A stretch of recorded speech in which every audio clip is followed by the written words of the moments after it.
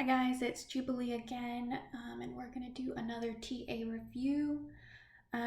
Hopefully you guys are seeing the light at the end of the tunnel around now. Good news, we only have 2 more quizzes and then your final. So we're getting close. You've already done your clinical correlations, hopefully. So yeah, just hopefully you guys are excited. We're getting towards the end. And these 2 quizzes only have 1 system each, so hopefully it'll be a little easier for you guys. But yeah, okay, so we're gonna go ahead and get started, and this week we're doing male repro. So the main functions of male repro, like many of the systems, it has exocrine and endocrine functions. And so the exocrine functions are mainly going to be, to produce sperm, right? To produce sperm and to make them viable so that they can hopefully impregnate a female, right? So they can meet up with an oocyte and create a zygote, right? And so not only do we need to make sperm, but we need to produce, maintain, and transport that sperm, and we need to make protective fluid to go along with it. And so when we talk about sperm, fully mature sperm that is fertile is going to be referred to as spermatozoa, okay? That's the technical term for it. And so while the sperm is being formed, we'll see that it goes through different stages, and so it's called different names, but fully mature sperm that is ready to go and is fully fertile and can create a viable pregnancy will be spermatozoa, okay? But yeah, so some of the other functions, we need to discharge the spermatozoa containing semen into the female reproductive tract during copulation, right? And then the male reproductive system also has some endocrine functions, and the main thing for that is just going to be producing the main sex hormones for males. So that's going to be testosterone, right? So this exocrine function is going to be going outside of the male body, and the endocrine is going to be staying within in the bloodstream. Yeah. So we're going to talk about the testes, and so that's the male gamete, the testes, and basically they're a bunch of tubes, okay? So the testes, being the male gamete, that's what's going to produce the fully mature spermatozoa. That's also where testosterone is going to come from. So our exocrine and endocrine, some of those secretions are going to come from the testes. And so it is a bunch of tubes while we're in all of these different stages of producing those fully mature spermatozoa. So the first tube that we're going to learn about where everything starts out is going to be what's called the seminiferous tubule. So all of these in here, these really curly windy things, are going to be seminiferous tubules. And that's going to contain spermatogonia. Okay, spermatogonia are going to be kind of like the origin cell that's going to make all of the germ cells. Okay, so it's going to give rise to the germ cells. And when we talk about germ cells, that's the all of those are going to give rise to spermatozoa. Okay, germ cells. So we'll see that there are different stages of those germ cells as they eventually develop towards spermatozoa. And then there's also going to be a third type of cell, the Sertoli cell, within those tubules, and those are kind of nurse cells, and we'll talk about that a little bit more. Okay, but that's all going on in the seminiferous tubules right here, so that's where we're making those early germ cells and developing them into early spermatids. Okay, and then once those cells are made, they're going to go through what's called the rete testis, which is more just like a junction, right? They're all kind of draining into the rete testis. Then they're going to go through the efferent ducts, and we'll see in a second. You can tell the efferent duct is the efferent duct because it has true cilia. True cilia just means what we've normally learned as cilia, okay, on those endothelials or on those epithelial cells. Okay, and it's also going to have a scalloped appearance to those epithelial cells. So that's how you can tell it's the efferent duct that we're at. and all those efferent ducts are going out, right? They're efferent ducts and they're going out, and they're going to go into this big long coil outside of the testis called the epididymis. Okay, so this whole thing right here is the epididymis. The epididymis, you can tell it's the epididymis because it has really long stereocilia, which are basically like fake cilia. They're not true cilia like we have in the efferent ducts. They're much longer. And this is where our final maturation as well as storage of sperm is going to occur. Okay, because we said we're making these germ cells, but we need them to develop into fully mature and fertile sperm, and so that's all going to happen in the epididymis. Okay, so if we took sperm from the seminiferous tubules and we tried to impregnate a female with it, it would not work. Okay, that sperm hasn't undergone all of the changes that it needs to go through in the epididymis to become fully fertile, motile, and working sperm. So that happens in the epididymis. So that's an important thing. And it will also store sperm towards the end. Okay, it'll store that sperm so that it's all there and fully mature at the end of the epididymis until it's ready to go. Okay, and once it's ready to go and we need that sperm to join the ejaculate, it goes through the ductus deferens. Okay, so the ductus deferens isn't normally holding sperm. It's only through ejaculation that we need the ductus deferens. And you'll see when you see the ductus deferens, it has a lot of smooth muscle because it's very strong, and it will really quickly expel the mature spermatozoa that we've made, and that happens through ejaculation. Okay, and when that happens, it's going to join with all of the other fluids that are being made in other organs of the male reproductive system, and that's going to form the full ejaculate. Okay, so ejaculate isn't entirely spermatozoa. It also has nutrients and buffers and just supportive fluids that are going to help the spermatozoa live through their journey through the female reproductive tract. Okay, so we talked about all those tubes, right? So now we're going to look at them. So the first one we said is going to be the seminiferous tubules. So these are the seminiferous tubules, and here's a zoomed out view so you can see it's all of these tubes in here. Those are all seminiferous tubules. They're all just cut different ways, but that was that really coily, curly stuff that we saw that makes up most of the testis. Okay, so these are the seminiferous tubules, and we said they're going to contain the spermatogonia, germ cells, and Sertoli cells. So we're going to go over that. So the spermatogonia, the way that you identify them is they're located on the base of the seminiferous tubule. So on the outside of the seminiferous tubule. So this is the outside lining of the seminiferous tubule. And the spermatogonia are going to kind of be anchored to the base. So you see how this one is flat up to the base? That's a really good example of a spermatogonia cell. Okay, and they're going to divide through mitosis, normal mitosis that all your other cells do, and produce a primary spermatocyte. Okay, so this cell is going to divide into two. One of those is going to stay on this base and still be a spermatogonia, and one is going to divide upwards and become a primary spermatocyte. Okay, once it's a primary spermatocyte, remember all of these are going to eventually turn into spermatozoa, so they're all germ cells. So once it's a primary spermatocyte, it's going to start to undergo meiosis. Remember, that's different. And that division is going to produce a secondary spermatocyte. Okay, so you can see right at this level, so all the cells are traveling from the spermatogonia at the base towards the middle of the tubule, right?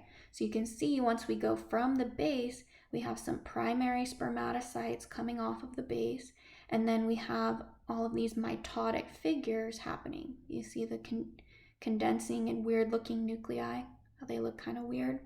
Those are all mitotic figures, and so that's these primary spermatogonia undergoing meiosis down here. Okay, and so this spermatogonia is going to divide. It's going to make one new primary spermatocyte. That's going to divide through meiosis and create two secondary spermatocytes. And then those secondary spermatocytes are going to be 2N, right? Because that's how meiosis works. And they're going to undergo meiosis again to produce a 1N spermatid. Okay, so you can see how there's mitotic figures more towards the center. That might be a secondary spermatocyte undergoing meiosis as opposed to a primary undergoing meiosis, right? So they undergo meiosis, meiotic division twice, and that creates a spermatid, okay? Spermatids are not fully mature spermatozoa, but they are 1N, okay? They are that 1N that we need in our spermatozoa. And so once they become spermatids, these would all be early spermatids. They've just undergone that final division of meiosis. They're going to start to develop and become late spermatids. And so when we think of sperm, the whole reason we need sperm is to look the way that it's supposed to look is it needs to be a package delivery system, right? So once we have fully mature sperm, what we want it to be is we want it to be a very condensed package, and it needs to be motile and have a tail, right? So that's what these spermatids are trying to do. They're trying to get towards that. So you can see how down here we've got this big nucleus, and once we get more towards the middle, they're starting to condense. So these really dark black bullets are what we would call late spermatids because they're developing from this generic round looking spermatid that's still 1N to this more condensed late spermatid where we're starting to turn into mature spermatozoa, but we're not quite there yet. Okay, so that's going to be a late spermatid.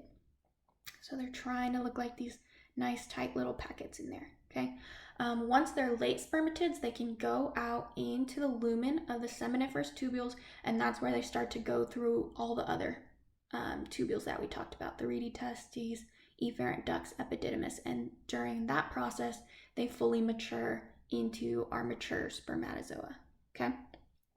So that's all that's going on in the seminiferous tubules as far as our germ cells go. And remember, we said we also have this third kind of cell called a Sertoli cell.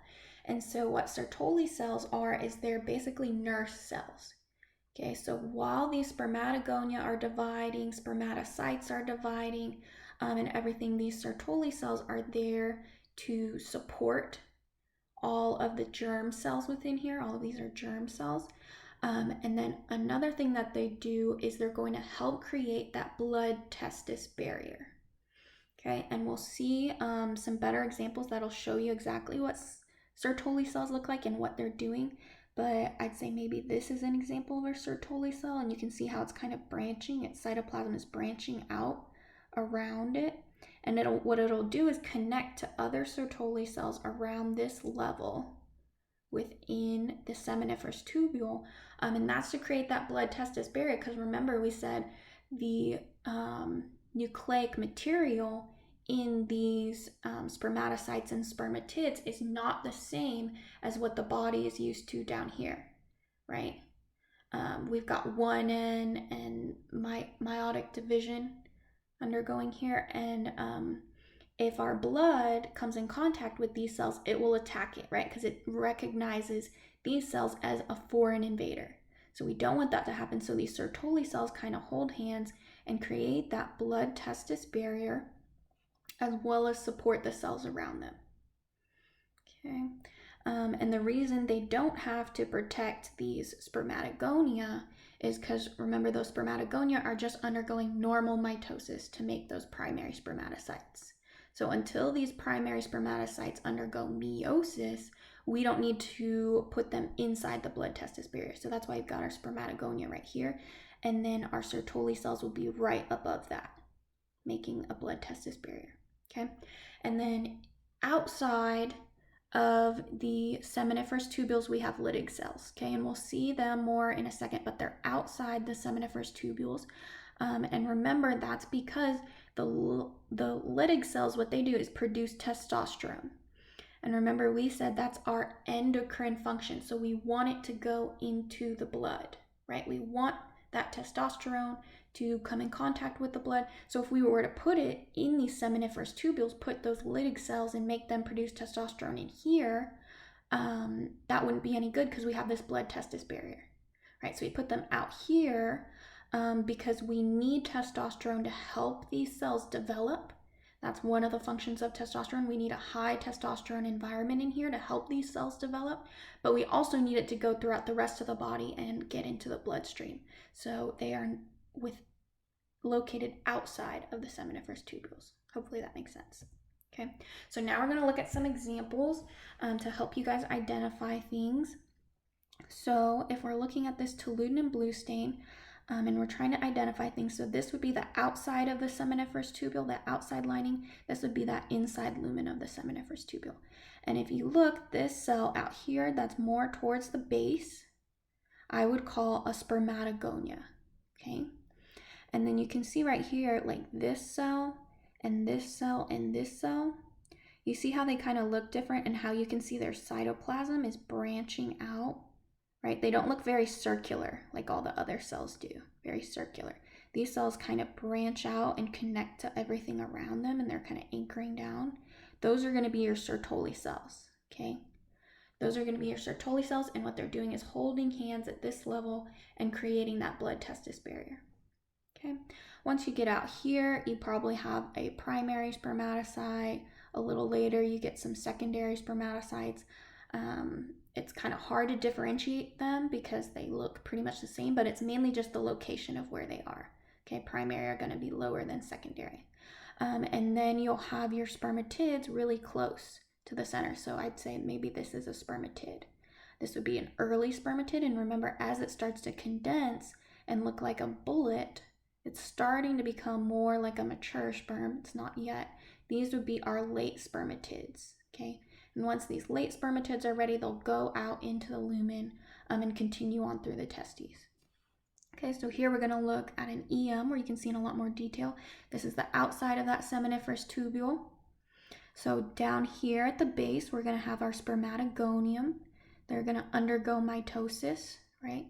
And so here you can really see, so this would be a Sertoli cell, this would be a Sertoli cell, here would be one, here would be one, here would be one. And you see how they're not very circular and they're kind of branching in between things and connecting. Does that make sense? How they have little branches going in between everywhere? Okay, so those would be your Sertoli cells. That's what's making that blood-testis barrier. And so after those, that's where you would have your primary spermatocytes starting to undergo meiosis, right? After the Sertoli cells, those nurse cells. And then you could also have some secondary spermatocytes undergoing meiosis.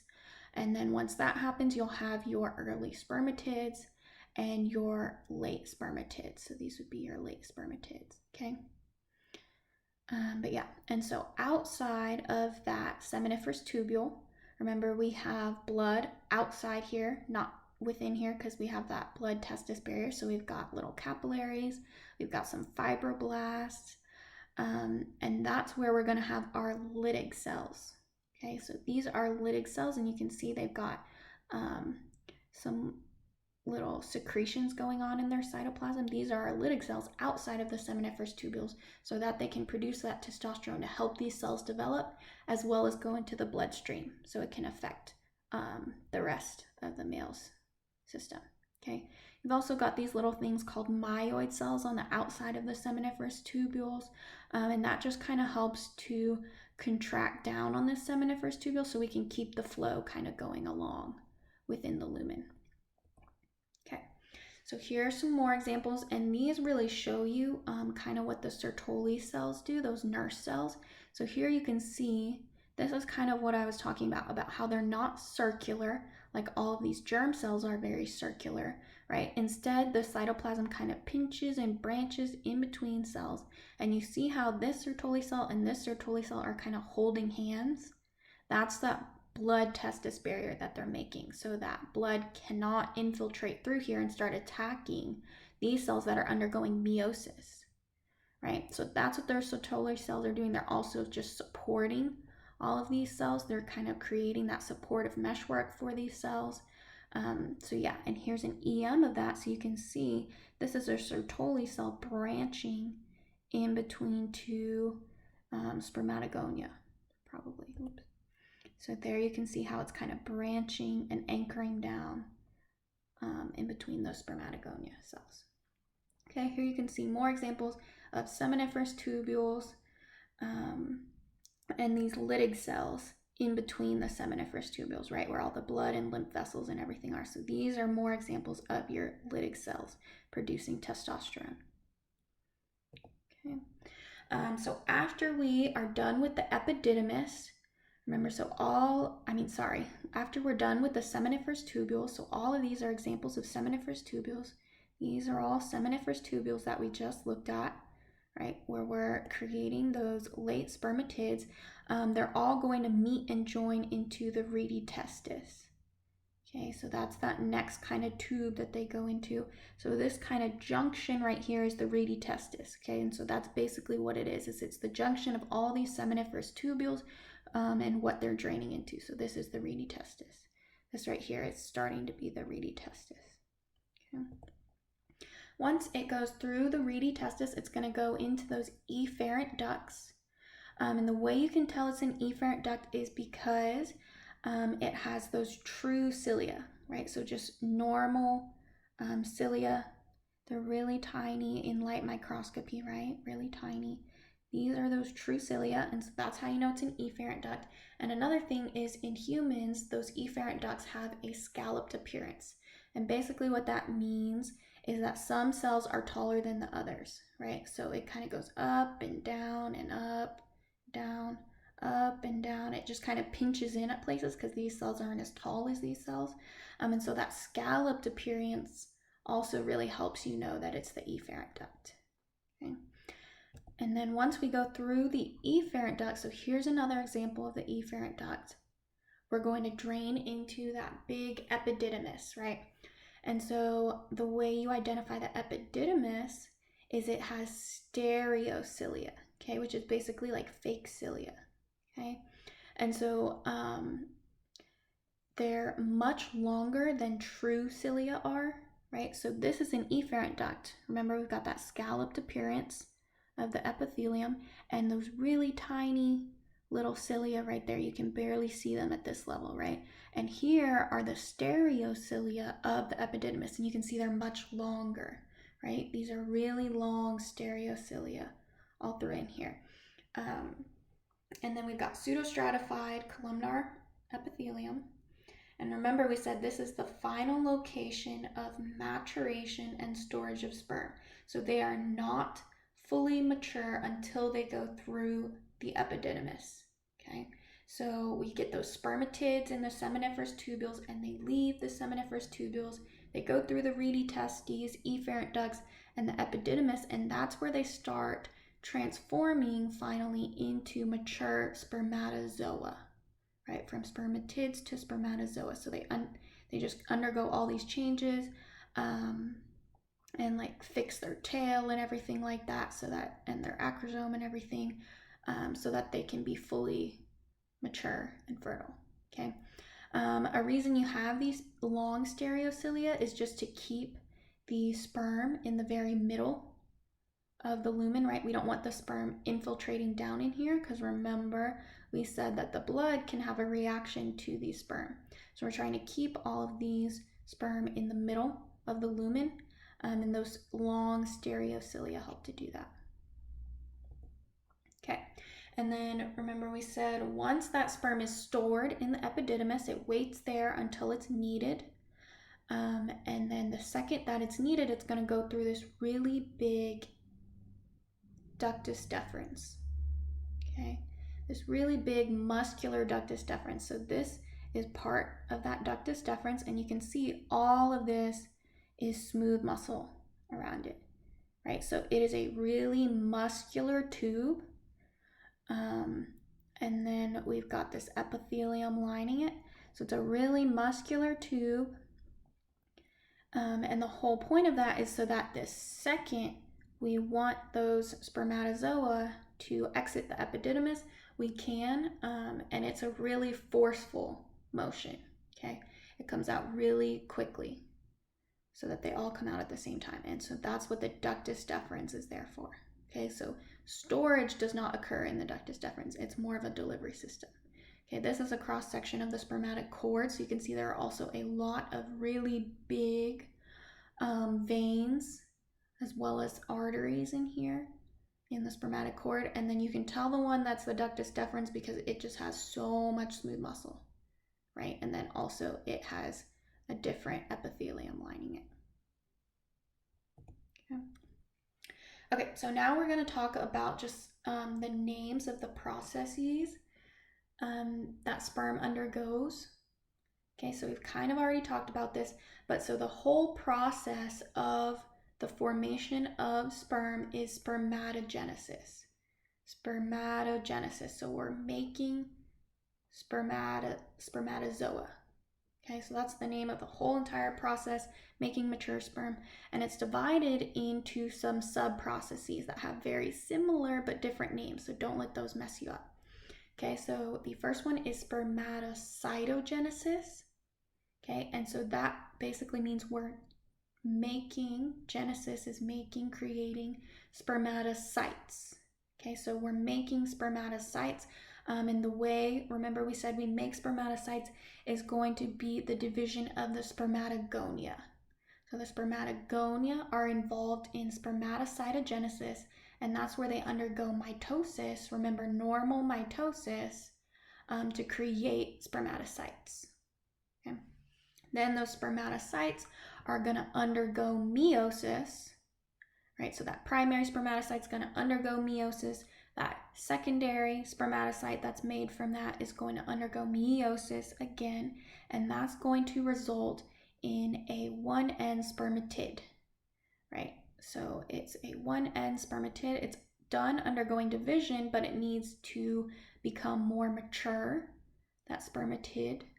And so they undergo spermiogenesis. Okay, so that's that very last step. So that's the development of those spermatids into fully mature spermatozoa. Okay, so spermatids aren't completely done yet. So you can see here is like an early spermatid, right? And so it's got to fold in on itself. It's got to get rid of a lot of the stuff in its cytoplasm, rearrange its mitochondria, everything like that. It creates an acrosome, and that acrosome is going to help it penetrate and get into the oocyte for fertilization. So it develops that acrosomal cap on the very tip of it. It condenses its nucleus into that really tight bullet, and it starts to form this fully mature and motile tail so that it can move around. Okay, so there's a lot going on, and all of this is just spermiogenesis. Okay, all the other processes happen within those seminiferous tubules. Okay, and all of that together is called spermatogenesis. Okay, so if we're talking about spermatocytogenesis, that would occur near the base, right, where those spermatogonia are going to be dividing. Meiosis is going to happen more here in this middle. Spermiogenesis is going to start to happen right here, and it's going to finish and fully be done in the epididymis, like they said. Okay, so now we're going to do some practice questions. Which of the following cells is/are both correctly labeled and are not somatic cells? Okay, so they can't be somatic cells. And I guess I didn't explain this, but remember how we talked about all those cells that come from spermatogonia are going to be germ cells, right? Germ cells. So those are those new cells that we're making that are going to eventually become spermatozoa. And so kind of the different label for cells is they can either be germ cells or they can be somatic cells. And somatic cells just mean normal cells of the body, okay? Those are somatic cells. So we don't want a somatic cell. So A is a spermatid. So yes, this dark bullet looking thing is a spermatid. More specifically, it's a late spermatid, but yes, it's a spermatid, so that one does match. And it is a type of germ cell, so not a somatic cell, so that's good. So that one matches. B, Sertoli cell. And so this is a Sertoli cell. It's around at the level that Sertoli cells would be.